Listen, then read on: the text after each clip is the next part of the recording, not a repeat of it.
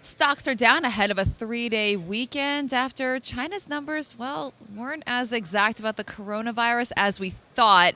Matt, we did have a sharp sell-off in the morning, and now we're coming back a little bit. What are investors telling you by looking at today's price action? Well, I think Powell took the stage over the last couple of days, and I think that was what people were focused on. As far as the numbers that we got out of China, yes, they were large, but were they any larger than we actually expected? We knew that whatever numbers we're getting were probably not the true number. And I think we finally now are seeing maybe they are the true number. And this is more of an explanation of how serious this is. But it is quite contained if you look at it. I mean, the numbers ramped up pretty aggressively in that province. But the numbers shouldn't be really surprising to anyone as far as what we get out of China.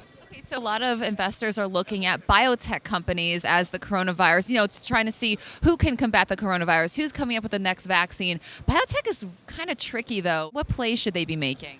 Well, it's interesting to see the whole world get behind this, which is great, and how far they've gotten in this quick a time. I was talking to my father, who was a physician.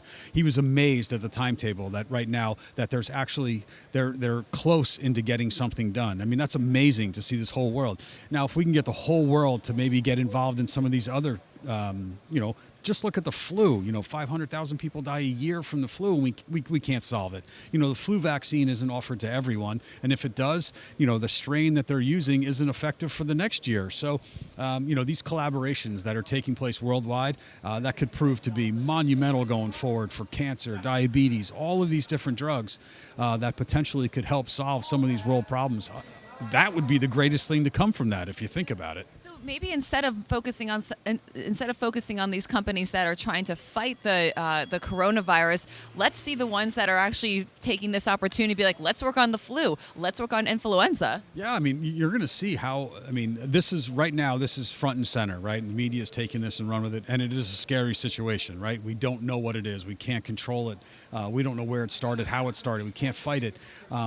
But once we do, the media coverage is going to die down, but we're going to have all these other things. As you mentioned, the flu. I mean, that's just a massive, massive undertaking every year. How many people get the flu? Millions and millions of people. If we could somehow solve that and come together and solve it, that would be cool. And that's what you see in time of need. And, China is definitely in time of need, and everyone's coming together. I think that's a positive. All right, so do you hear that, Twitter sphere? Take that as a bet. Matt Cheslock says, solve the flu, okay?